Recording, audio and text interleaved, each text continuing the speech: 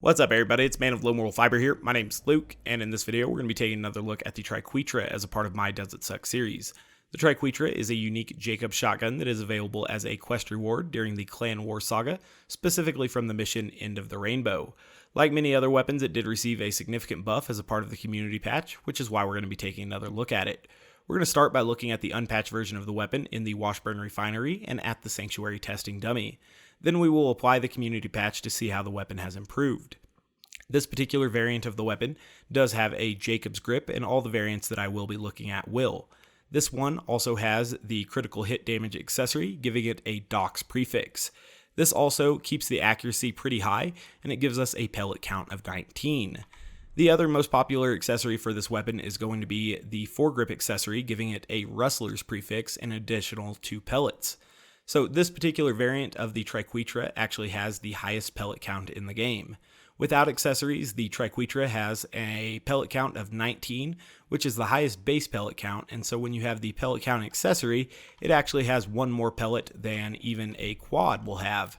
And so that's pretty impressive there because the quad only has 20 pellets. So that's kind of a hat in the feather of the Triquetra, that it has the highest pellet count in the game. So that's kind of neat there. If we compare a Triquetra to a non-unique Jakobs shotgun with the triple barrel, we can see that the Bushwhack, which is the non-unique version, actually has a slightly higher damage. It's getting more damage per pellet even though it has less pellets.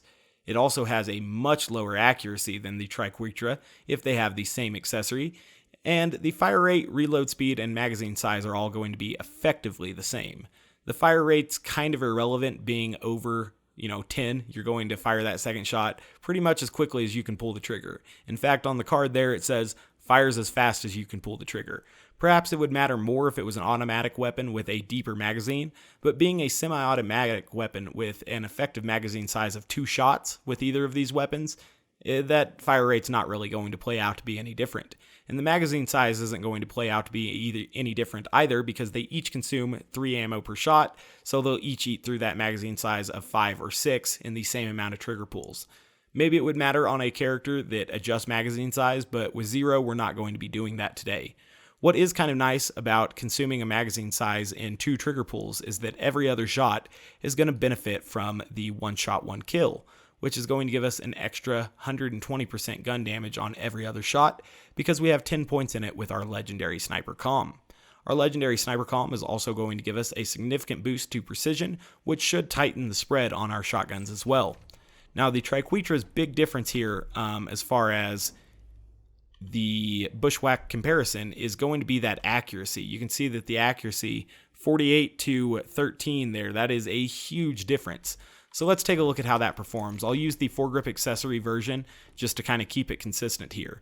So when we shoot the foregrip accessory, you can see that it starts making this Triquetra pattern here, sometimes called a Celtic Trinity Knot, and sometimes called a trefoil knot, as I understand it. You can see that when Two Fang activates, it goes a little bit off center there, but for the most part, most of our shots are creating this overlapping shape here with these 3 pointy shapes and converging in the middle. And that shape can actually be seen on the Triquetra itself. We can see here that it has, and I'm sorry if I'm butchering that pronunciation, I apologize. We can see that it has this shape here. And so basically the spread is this without this extra circle in it. And so that's pretty nice, and it's a pretty desirable shotgun spread because it seems like most pellets are going to be right here in this inner triangle. And if we look at it here on the wall, that seems to be kind of the case. We have a very tight grouping of pellets right here. So it seems like we would be able to get fairly consistent critical hits with this weapon. So let's compare that to a non-unique Jakobs here with the same accessory and the same grip. And you can see that its spread is much more obnoxious. It's a much wider spread, and that would make it more difficult to get consistent damage on enemies at anything other than point blank range. And so yes, this weapon does have more damage potential than the Triquetra. It has a higher damage on the card there, but in practice, you're going to get much less damage. The practical damage of the Triquetra is much higher. And I've actually decided that I like the critical hit damage of the Triquetra better than the foregrip accessory version. So let's take a look at the spread on this one. So you can see that the spread is even tinier when you use this version of the weapon. And that's because I guess it has a higher accuracy at 63.5 in comparison to 48.2. Switching over to the other Triquetra and shooting it here, it does have a wider spread basically. So I'm going to use this critical hit damage version even though it has one less pellet, because I think we'll get even more consistent damage with it. We're going to start here in the Washburn Refinery and then move on to Sanctuary to test my theory about the two different accessories. And then we'll apply the patch and see how things have changed. So on this guy, I'm going to try to disable his Torg assault rifle there as quickly as I can because it looked dangerous. You can see that even at overpower level 8 without slag, we were able to work through his health regeneration very, very quickly.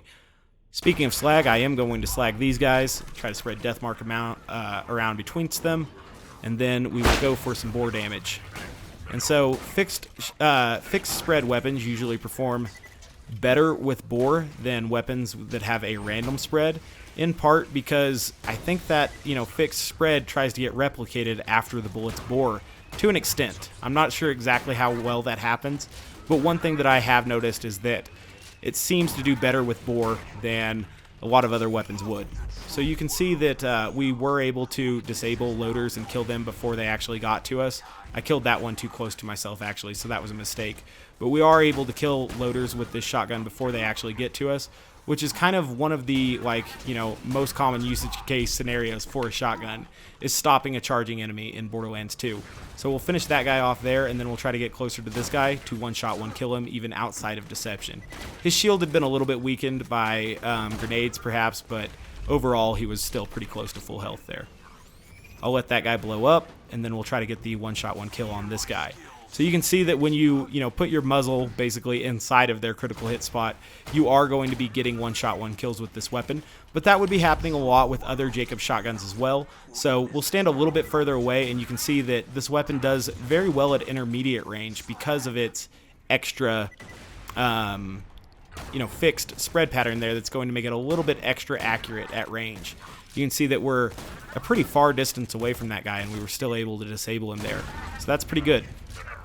Finish him off, I guess, and then we'll see if we're able to one-shot this super badass that's around the corner. I'm going to wait for that fire to burn off just because I don't want to die to some random dot. Still caught it. You can see why I wanted it wait until it was at least small.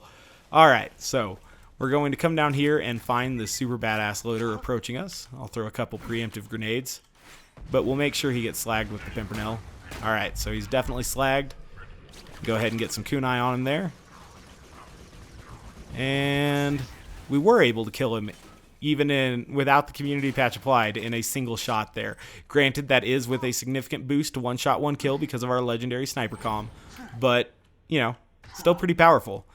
And obviously the spreads are being very, very well mitigated by our points in precision as well. We have 10 points in precision, 10 points in one-shot, one-kill, so that extra 50% accuracy is making the spread on this weapon even tighter, but it was doing that for our bushwhack as well, so if we didn't have the extra, 50% accuracy with the bushwhack would be even more inaccurate, making its effective range even smaller. And it's already pretty small. And keep in mind that we also have points in velocity. Even though we only have 1 point in it, we're getting 6 because of the class mod, so that makes the bullets move a little bit quicker as well. Let's run down here to the testing dummy and see what kind of damage we're getting here. First on the foregrip accessory version, and then we'll move on to the critical hit damage version. I'm going to stock up on ammo just because we're going to be shooting a lot of shotgun rounds here, and I expect us to run out of ammo. So with the foregrip accessory first, shooting him pretty much directly in the middle of the head there, almost 14 million damage. Without one-shot, one-kill, about 3.3 million. Doing some rounding here, 10 million damage, 4 million damage, 7.5 million, 4.5 million, 9.5, 2.5. So you can see the first shot's always going to do a lot more damage. The second shot is doing a little bit less damage. So 12 million damage there and 4 million damage there. Pretty impressive. Let's go ahead and test out how the bushwhack does and see if it's different. So the bushwhack got 7, almost 8 million damage there on the first one, but then only 1.5 million on the second one. So that was a shot boosted by one shot, one kill there, and it was only 2.5 million. 2.1 million on the one that wasn't boosted. So you can see that the bushwhack, even though it has higher potential, at a fairly short range, it just is wildly inconsistent. And I think we can safely say that the Triquetra is going to be a straight upgrade over a normal bushwhack. So instead of comparing it to a blue tier bushwhack, let's go ahead and bring in a little bit stronger comparison, shall we? Let's bring in the quad with the foregrip accessory. So shooting the quad with the foregrip accessory, 7 or almost 8 million damage there, almost 9 million damage, a little under 5. So that was with one shot, one kill, and we got under 5. Almost 4 million there, almost 10 million. I'm sure that when this weapon truly hits all of its pellets that it could do well over 10 million damage, probably over 13 or something if I had to guess. But you can see that even at a relatively short range here, it is fairly inconsistent. So let's start using the ones that are more accurate instead of the foregrip accessory versions. So instead of the foregrip accessory version of the quad and the Triquetra, I'm going to use the critical hit damage version. So this one I don't think is it, but this one I do. So that should be a Dox quad, but the citrine prefix is going to override it. So when we switch on over to the Dox quad, we can see that we get a little bit more consistent damage with the quad because the accuracy is tighter. So that one was over 11 million damage there, over 13 million, almost 14 million damage on that one, 13 million damage there, 12 million, 4.5 million. So overall, I think that the Dox version is going to be much better than the Rustler's version. So let's test out the Dox Triquetra here. Oh, out of ammo. So that's why we couldn't have one shot, one kill there. That's a bummer. Go ahead and stock up on ammo so that we can definitely get our skill bonus for one shot, one kill. Perfect. And that's going to be 10 million and then almost 8 million on the second shot. 12.5 million there, almost 8 million on the second shot. 12 million again, 7.5. You can see that this version, wow, 15 and 5 basically. This version is a much more consistent damage dealer at this range than the quad is. If we were standing right next to our bro, maybe the quad would be doing a little bit better. But this weapon at anything other than point blank range is simply going to be more consistent than the quad. And that's pretty impressive. The quad is a very, very strong shotgun, right? But at anything other than point blank range, you probably would want to be using the Triquetra instead. That's at least without the community patch applied. Now, the Triquetra is going to get a lot stronger when we apply the community patch here in just a second. I'm assuming. I haven't tested it yet. But I know that the quads also get a lot stronger as well because gemstone weapons got a boost. So let's take a look at the damage on this weapon. We can see that the card says minus 16% weapon damage here, and we're getting about 207k per pellet. So let's quit out, apply the community patch, and see how that has changed. So the patch applies. That's good stuff. We'll go back in here and we'll take a look at the patch. The Seraphim looks super cool there on the loading screen. I like that new skin for it. So now on the card, instead of 207,000 damage, we're getting 279,000 damage per pellet. And instead of a minus 16, it says plus 21. So this weapon, all of a sudden, probably actually does more damage than the bushwhack, if I had to guess, if we can find that bushwhack down here somewhere. Yeah, so even the Dox version is doing more damage than the Rustler's bushwhack now. So that's pretty cool. You can tell that the Triquetra got a significant damage boost, and obviously it's still keeping its consistent firing spread. So let's take a look at how that does here on the damage dummy now, and we'll probably see higher numbers unless RNG just totally screws us over, which could happen. I like that we can buy shotgun ammo in a single click now. That's awesome. So shooting this guy here, 12 million damage.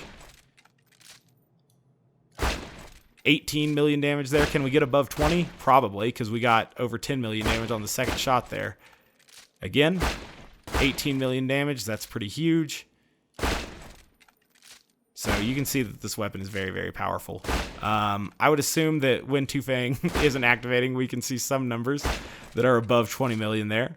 I've heard some criticisms of Two-Fang that it's a Jakobs shotgun, so you could just fire really quick. You don't need Two-Fang, but I feel like Two-Fang is a little bit quicker than just trying to spam the trigger. But that was spamming the trigger there, and it's super fast, so I don't know. Either way, I kind of like Two-Fang. I feel that it is a boost to DPS. I'm not totally sure about that, though. If you don't like Two-Fang, don't build a skill build with it. Either way, I can see that this consistently gets over 15 million damage on the first shot. Not every time, but it hits that number quite a bit. So obviously the quad got a significant damage boost as well. So let's take a look at that now. It says it's doing 327k times 18. It did get a magazine size increase going to 7, but with it consuming 4 ammo per shot, you're still only going to get 2 trigger pulls per magazine.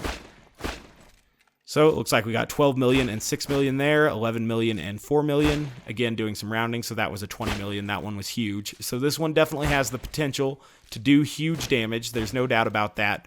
But at anything other than point blank range, it's going to be a little bit less consistent, perhaps, than the Triquetra, which is going to give you perhaps a little bit less potential. But in practice, you're actually getting more practical damage from what I'm seeing. So that's pretty impressive there. Let's go out to the Washburn Refinery and take a look at how the buffed Triquetra is going to perform. I expect it to perform very admirably because I think we killed that super badass loader in a single shot even before it got a significant damage boost. And with it getting a significant damage boost, well, that's only going to help us out even more. So let's go to the Washburn Refinery here. Cool Sledge's shotgun there. All right. So we had no real problems killing this first guy before the community patch. So again, we'll knock off his arm with that first shot there, and you can see that it's dealing a significant amount of damage to him. We'll go ahead and finish him off, and then we'll go down here.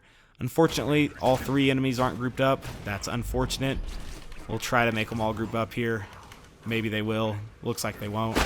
So we'll go ahead and finish this one off. Looks like we were able to kill all 3 of them there relatively quickly. This guy has a relatively nice Torg gun, so he is our highest priority here because he is more dangerous perhaps than some other ones. You can see that when you're at a relatively short range, saying relatively a bunch, when you're at a short range there and you have Deception, you're going to get one-shot one-kills on slagged enemies, unless RNG just totally screws you over as far as where your pellets go. And that could happen with any shotgun, not just the Triquetra, but because of the Triquetra's fixed spread, I would say it would actually be less likely to happen on the Triquetra than a lot of other weapons. Finish that guy off, hopefully catch some transfusion trails here. Excellent. Disabled that guy's grenade arm. Trying to get away from that green barrel real quick while that guy's still alive here. Alright, so there's still one more enemy in here. I do like having execute with gun build characters because it gives you more mobility. I wouldn't have been able to get behind that guy without execute there. So I definitely recommend execute even for a sniper build, but some people don't see it as necessary. I personally do. If you're going to throw 10 points into this tree, either to get Grim or Fearless or follow through anyway, just throw the 1 point and execute. It's totally worth it. All right. So we're going to go up here and get ready to slag this super badass loader. Being that we were able to kill him in one shot beforehand, I can only imagine that we would kill him in one shot again. But, you know, stranger things have happened, so we'll give it a shot here. Oh, I missed my shot maybe, so maybe that's why we won't be able to kill him in one shot, because I missed. Will I be able to execute back up to this guy? Maybe this is a good example of why I recommend execute. There we go. I wasn't able to execute all the way back up to him. Execute sucks. Disregard my advice on execute. I'm just kidding. Execute's still nice. I'm sure I could have actually flown up to him if I had started a step further back or maybe jumped at the proper time before the execute. Either way, that guy's dead. We'll have another chance to actually one-shot a super badass loader at the conclusion of the mandatory spawn room. So we will go check that out here in just a second. Probably could have slagged this enemy with the Pimpernel because I didn't need transfusion trails, but there's a good example of why execute is a nice skill to have, especially when you're playing with shotguns and you need to close the distance on some of these characters. Now, the level 1 Pimpernel cannot blow up barrels, to be expected though. Shot right through that guy's arms there, that's pretty cool. Excellent. So this weapon's going to be fairly consistent at disabling exploders because of its fixed spread pattern. You can aim kind of in the nether regions of the exploder and be pretty confident, I guess, maybe not totally confident, that you'll knock them over. So hopefully that guy gets slagged. Doesn't look like he was going to. Bummer. Let's hope this guy gets slagged. Perfect. So at range on a slagged enemy, you can really take them down.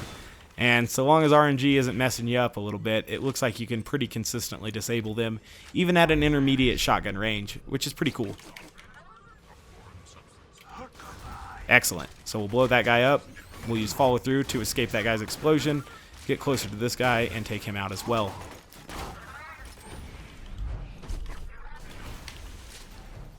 Alright.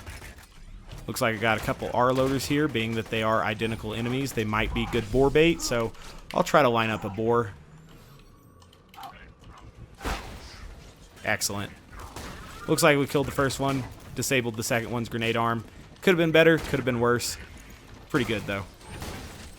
Alright, looks like the badass is spawning now, being that we missed the one-shot, one-kill on the earlier badass.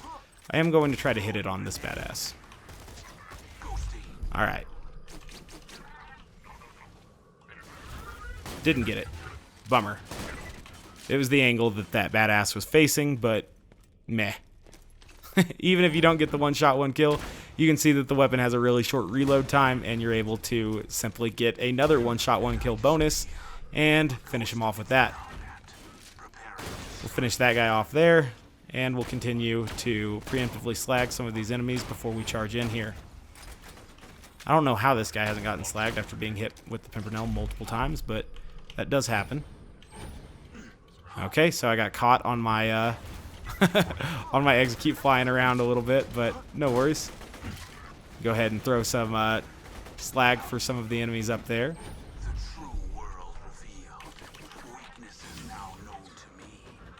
Excellent. Looks like we got blown up by that barrel there. I always enjoy a good barrel. Let's go ahead and finish this guy off. Or at least I thought I was going to. Now I'm going to die. Maybe I won't die. I'll avoid death. At least for now. That should have been boar. It sounded like it was boar. That's good boar. Usually fixed spread pattern weapons are really good with boar, and I don't think this one's any exception, especially since it has so damn many pellets. I don't know why we're completely out of grenades, but we are, so back up. Find a couple grenades from a box back here perhaps, and then we'll go forward again.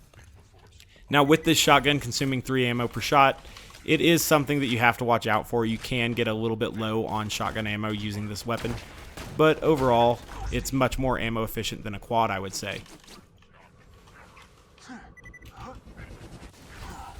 I tried to get better bore on those guys there, but didn't seem to get it. No worries. We can finish them off without it. This weapon is very, very powerful. I mean, it didn't suck before the community patch, but I'm excited that it got a little bit stronger because it gives you a little bit more pause now. You wouldn't just take a quad over this now without even considering this weapon, which I think was happening beforehand, right? The quad was kind of the preferred multi-barreled Jakobs shotgun. And so with that in mind, well, the twister, but the quad at least has some competition now as far as a non-elemental Jakobs shotgun goes. And so that's pretty cool. I may have said Jakobs sniper a minute ago. I meant shotgun. All right, let's go forward and kill Pervy and all of his buddies, and then we'll move on to Hurley and his friends as well. Go ahead and throw some slag out here preemptively. Why not? All right, put some kunai on one of Pervy's friends so that hopefully we can kill him at range a little bit easier. And there should be like, what, 5 more enemies spawning here. It looks like there's a bad touch there. That's good stuff. Alright, so we will definitely kill this other one with boar, I would imagine. Perfect. That one's dead as well. This may be the last one here. I don't know how he hasn't gotten slagged yet. There we go. Sometimes enemies just don't want to be slagged. We'll slag them anyway. Alright.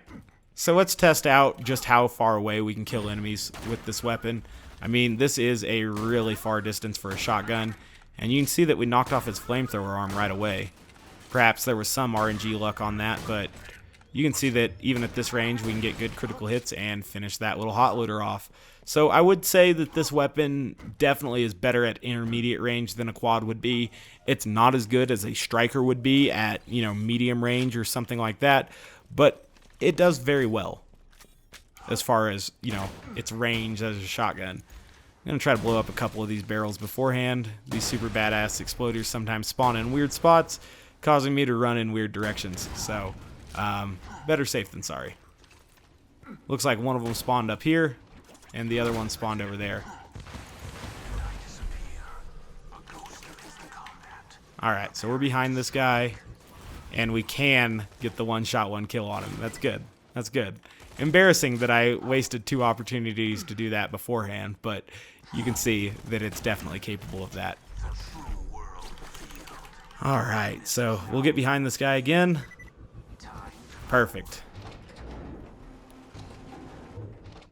Plenty potent to get those one-shot, one-kills on the super badass loaders. Let's take a look at how we can do against Hurley. Hurley is a challenging enemy for shotguns because his critical hit spots are elevated much higher than the average height of, you know, even a super badass loader or an ultimate badass loader. Hurley is a much taller enemy, and that will make it significantly more difficult for us to disable his machine gun arms, 1, and, you know, 2, just to get good critical hit damage in general. I'm going to wait until this volley is done. Throw a couple preemptive grenades here, and then I'm going to run up and try to get a big hit on him. Excellent. So we disabled one of his arms there, which is my goal of that first pseudo kamikaze attempt. It's obviously not, you know, super kamikaze if I'm throwing those those transfusions when I'm in deception there. So that's good stuff. Looks like now his most dangerous thing is the stomp. His barrel is still kind of weak, and his eye blast is easy to avoid. So at this point, we can play a little bit more aggressively. I am still going to throw some grenades just for prosperity. But you can see there, his critical hit spots are relatively well guarded. I was right underneath his crotch there, and it didn't really do that much damage to him. The first shot where we jumped up in deception and hit him in the arm or the shoulder joint, that one worked out really, really well. So, something to keep in mind against a super tall enemy or an enemy that is guarding its critical hits at a, you know, really long distance. Perhaps this isn't the shotgun you would want to use, but then again, there are really only 2 really good long distance shotguns that I know about, which are the Striker and the Conference Call. So with that in mind, that's kind of to be expected. Most shotguns aren't super good at enemies that you have to fight from a distance. Let's go ahead and finish this off with a one-shot, one-kill on this guy. Oh my god, I missed it. How sad. Well, you can't one-shot, one-kill a junk loader, but you can a super badass loader. So I'd assume you can do it with a junk loader unless you totally screw up like I did there. Bummer. Regardless, I would definitely say that the Triquetra does not suck. It is a very, very strong weapon. And now I would say it's actually more on par with a quad. So it's going to do less damage at point blank range. Like if you are shooting an enemy at this range, the quad is going to be a little bit more powerful. But if we're shooting an enemy at, you know, the range from me to this little barrel here, the Triquetra is probably going to be a little bit stronger than the quad just because it is more consistent. You're going to have less damage potential, but you're going to have more practical damage. I also haven't mentioned it yet, but I do like the skin on this weapon as well. It's kind of like a, I don't know, green aluminum type looking thing, and I think it looks pretty neat. The kind of reflective receiver here on the weapon with its neat little pattern is something I haven't seen on a lot of other shotguns either. And so I do kind of like the way it looks when you're holding the weapon. You can see that styling there on the receiver of the weapon, but also on the sight, or at least you can when you have the Torg sight. And so I think it looks pretty neat. I'm kind of a fan of the aesthetic of the triple-barreled shotguns as a whole. I think that looks kind of cool. So there are a lot of things to like about this weapon, and I think it's reasonable to consider carrying it over a quad in some scenarios where you can't get as close to the enemies. So does it suck regarding the Triquetra at overpower level 8? No, definitely not. You know, it didn't suck beforehand, and the community patch has only made it even better. So I definitely like it. I think it's a good buff for the weapon. As always, guys, I thank you very much for watching. I do appreciate it. If you haven't yet taken the time to subscribe, please do so. I'd appreciate that as well. You can really see the reflection on the receiver that I'm talking about better in this light. So one more time, guys, thanks for watching, and I do hope to catch you next time. Bye, guys.